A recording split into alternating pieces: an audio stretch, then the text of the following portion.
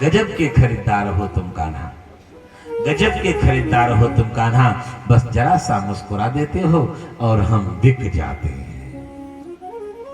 भगवान के नेत्रों में इतना प्रेम है, जिस किसी ने उनकी आंखों में आंखें डाल करके देख लिया, बिन भाव उनके हाथों में गिर जाता है। मैं तुकाराम जी की बात बता रहा था। तुकाराम जी की पहली पत्नी की मृत्यु हो चुकी थी, बड़ी अच्छी थी। दूसरा विवाह हुआ, उनका नाम था जिजाई। जिजाई वैसे तो बहुत अच्छी थी, पर वो लड़ना झगड़ना, क्रोध बहुत करती थी। जो लोग ज्यादा क्रोध करते हैं, वो चाहे स्त्री हो चाहे पुरुष हो, जो लोग ज्यादा झगड़ा करते हैं, ज्यादा गुस्सा करते हैं, समझ जाना चाहिए ये पिछली बार नरक में थे, नरक से अभी भी लौट के आए, अभी आदत नहीं छूटी। हाँ। तो दूसरी पत्नी बड़ी क्रोधी, बहुत झगड़ालू थी, बहुत झगड़ा करती थी।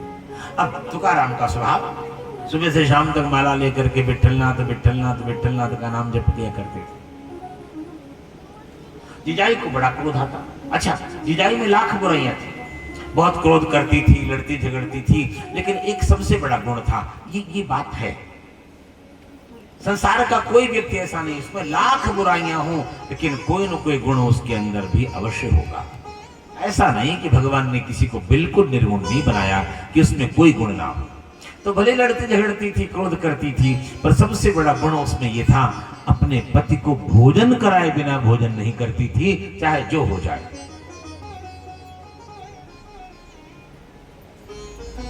अब तुकाराम तो कुछ कमाते धमाते नहीं थे, बैठ करके विट्ठलनाथ विट्ठलनाथ के नाम की माला जपा करते थे। जिजाई सुबह से शाम तक गालियां देती थी, झगड़ती थी। अरे क्या देते हैं तुम्हारे विट्ठलनाथ, सुबह से शाम तक विट्ठलनाथ विट्ठलनाथ करते हो, क्या क्या देते हैं बताओ, घर में खाने को दाना नहीं, विट्ठलनाथ विट्ठलनाथ कर रहे हो। जितनी देर यहाँ बैठ करके विट्ठलनाथ करते हो, कुछ कमाई धमाई करके लाओ तो घर का काम धाम चले। गुस्सा करती थी। तुकाराम कुछ बोलते नहीं थे। फिर कहीं न कहीं से जिजाई को ही जुगाड़ करना पड़ता था। पहले तो वो राशन पानी का जुगाड़ करे, फिर भोजन बनाए, फिर पंडित जी को भोजन कराए, तब भोजन करे। आखिर एक दिन तुकाराम को भी गुस्सा आ गया। तुकाराम ने कहा चलो ठीक है, आज मैं कमाई, अब कुछ काम धाम, महात्मा है, संत है, संत को भगवान का नाम जपने किसी और क्या काम आता बताओ, कुछ काम तो आता नहीं था। लेकिन बार बार जब जिजाई ने कहा तो तुकाराम ने कहा चलो ठीक है, जाता हूं आज कमाई करने। माला ली और चल दिए। गांव के बाहर जाकर के पहुंचे तो गांव के जो सरपंच थे, जो प्रधान थे, और प्रधान का गन्ने का खेत कट रहा था। पहली फसल गन्ने की कट रही थी, तो सोचा कुछ दान पुण्य करना चाहिए।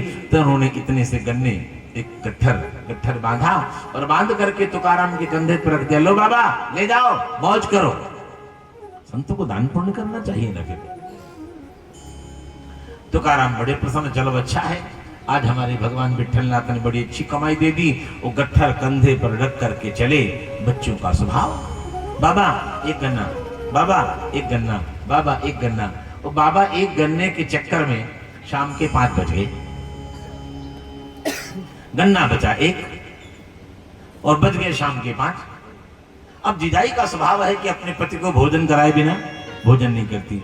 और जब भूख ज्यादा लगी हो तो गुस्सा भी जरा बोलो ना, भूख में गुस्सा ज्यादा आता है। वो दरवाजे पर खड़ी गुस्से में, भूख लगी थी इसलिए गुस्सा था, अभी तक लौट कर नहीं आए। गुस्से में दरवाजे पर खड़ी थी, अब तक नहीं आए, अब आए अब आए अब आए। इतने में वो तुकाराम एक गन्ना लेकर के पहुंचे और मुस्कुरा करके जिजाई से बोले, ली भगवान, ले भगवान, आज तो अपने विट्ठलनाथ ने यही कमाई दी है। इतना कह करके तुकाराम ने वो गन्ना जिजाई के हाथ में पकड़ा दिया। बस गन्ना हाथ में आने की देर थी, गन्ना घूम गया और दे दनादन जी भर के तुकाराम को मारा। मारते मारते आखिर गन्ना टूट गया। तुकाराम बोले, चल भगवान अच्छा हुआ, तोड़ना नहीं पड़ा, ये तो खुद ही टूट गया। एक काम कर, एक टुकड़ा तू चूस ले, दूसरा टुकड़ा। ऐसे संत, लेकिन रोज का धंधा वही, वो विट्ठलनाथ का बैठ के नाम जप करते हैं और जिजाई बेचारी पुरुषार्थ करती और रोज खरी खोटी सुनाती। आखिर तुकाराम दुखी हो गए और तुकाराम ने सोचा घर छोड़ के चला जाओ। तो सामने पास में पहाड़ी थी, पहाड़ी के ऊपर चले गए और वहां जाकर के छोटी सी कुटिया बना करके उसमें रहने लगे। अब जिजाई की समस्या और बढ़ गई कि पहले राशन पानी का जुगाड़ करें, फिर भोजन बनाए, फिर लेकर के बोलो ना, क्योंकि उसका स्वभाव है पति को भोजन कराए बिना। अब सोचो, पहले पहाड़ी चढ़ करके जाए, भोजन कराए, तब भोजन कराए। तो जब भी क्या रोज ही जाती थी, जब भी वहां पहाड़ी पर भोजन लेकर के जाती थी, तुकाराम को खरी खोटी सुना के आती थी, अरे मर जा, अगर तुझे मेरे हाथ का बना हुआ खाना खाना है तो नीचे चल के रहना, कम से कम मुझे इतना लंबा काम तो नहीं करना पड़ेगा। खूब खरी खोटी सुनाती। और तुकाराम सोचते ये झोंका घंटे आधे घंटे का है, घंटा आधा घंटा जो गाली वाली देनी दे लेगी, फिर चली जाएगी, कम से कम 23 घंटे आराम से बैठ करके हम विट्ठलनाथ का नाम जप कर सकेंगे। चलता रहा, लेकिन कब तक? वैसाख जेठ की भरी दोपहरी, चिलचिलाती धूप, जब एक कदम अपने घर से बाहर नहीं निकला जाता। वैसाख जेठ में सवेरा होता है?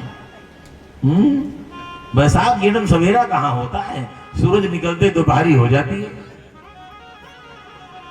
जिजाई बेचारी भोजन बना करके और पहाड़ी पर लेकर के चली। अब आप सोचिए, उसकी दशा का अनुभव कीजिए। आधे रास्ते तक जाकर के पहुंची, आज ईश्वर की इच्छा, अचानक उसके पैर में इतना बड़ा कांटा चुभा, इधर चुभा और ऊपर निकल करके। जिजाई चीख मार करके बैठ गई, पैर से खून बहने लगा, बैठ गई वहीं पर। जोर जोर से नहीं रो रही है, क्योंकि आसपास देखा कोई सुनने वाला। आंखों से आंसू तो बह रहे थे, लेकिन चीख चीख करके रो नहीं रही थी। ये देवियां तब जोर से रोती हैं जब कोई, समझ में आ रहा है ना, जब कोई सुनने वाला हो, नहीं तो बेचारी खुद चुपचाप बैठ के आंसू बहा लेती है। बड़ी देर तक रोती रही और रोती रोती बोलती रही, कितनी बार इसको कहा है तुझे मेरे हाथ पे खाना है तो नीचे आकर के रहे, ऊपर रहता है, अब मैं क्या करूं, कहां जाऊं, कैसे। बड़ी बहुत दुखित हो गई, करे तो क्या कर। अचानक देखा सामने एक 7-8 वर्ष का बालक शाम सलोना खड़ा है। 7-8 वर्ष का बालक खड़ा है।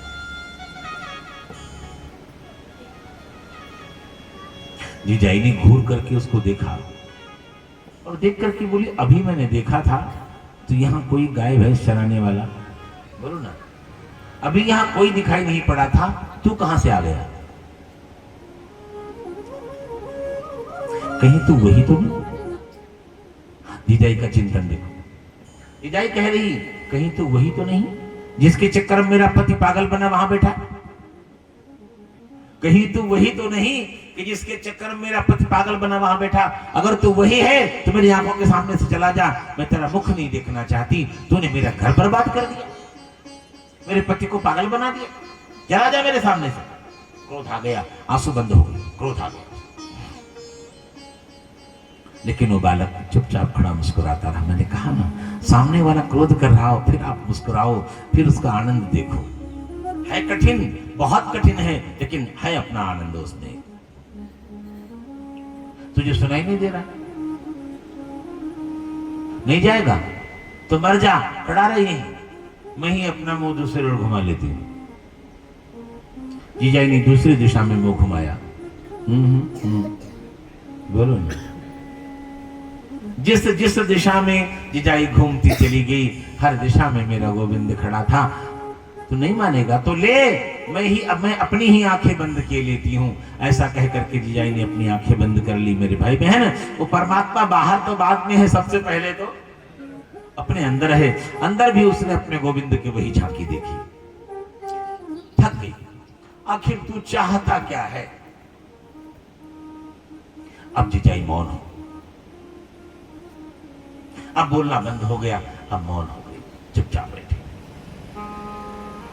भगवान आगे बढ़े और आगे बढ़ करके बड़े प्रेम से उसका पैर उठा करके अपने गोद में रखा, धीरे से कांटा निकाल करके फेंक दिया।